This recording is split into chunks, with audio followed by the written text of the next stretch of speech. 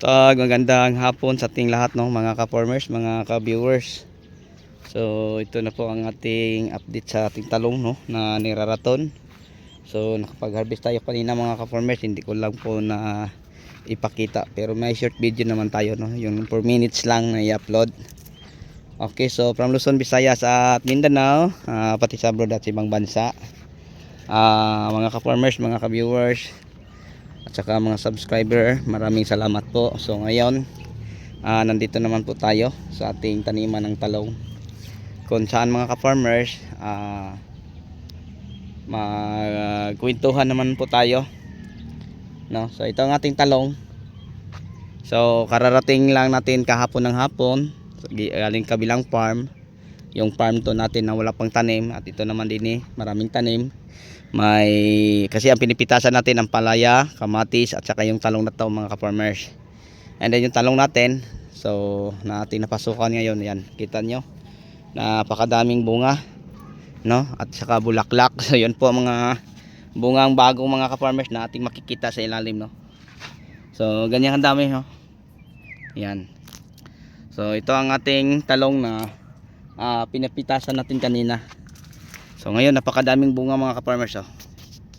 Yan, kahit saan tayo lumingon. So ganyan kadami ang bunga. So yun po ang ating pinipitasan kanina. So yun po, no, mga ka-farmers. Yan, napakadaming bunga ang ating talong, oh.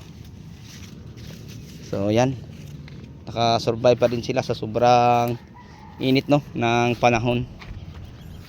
So napakadaming bunga to mga ka-farmers sa ilalim po ng mga dahon.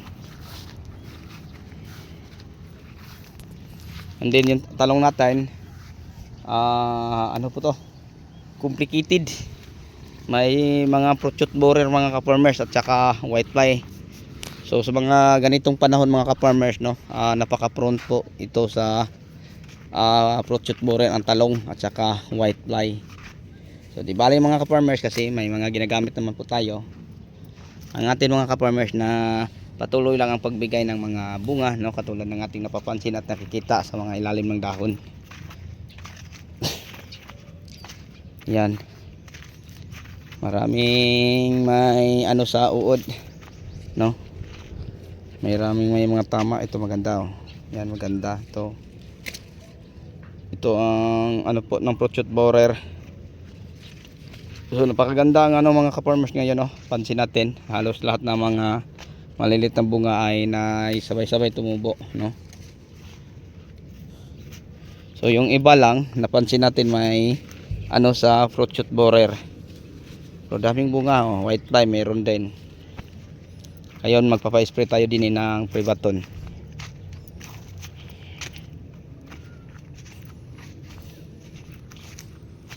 So ikot tayo, oh. Yan na po, oh, napakatangkad na ang ating talong. Yan.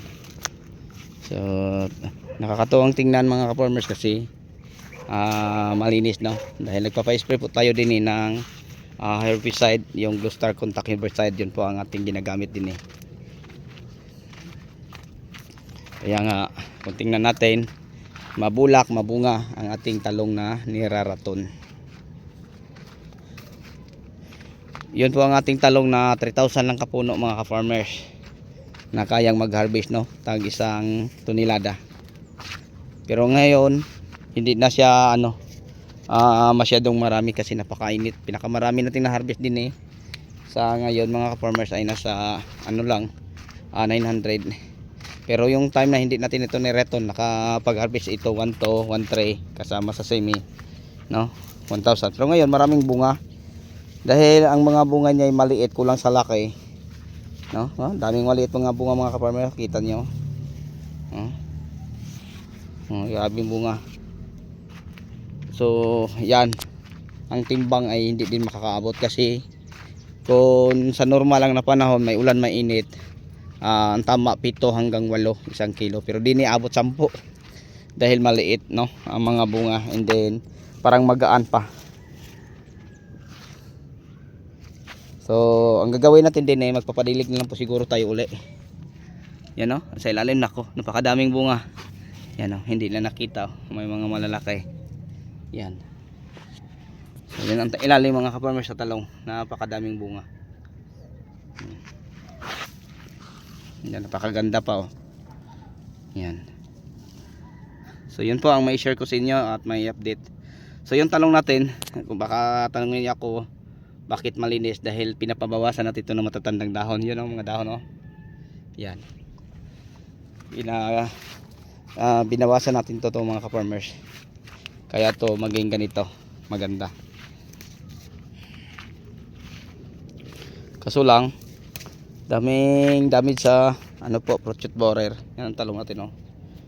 Yung mga ano niya, daming bulaklak, daming maliliit na bunga.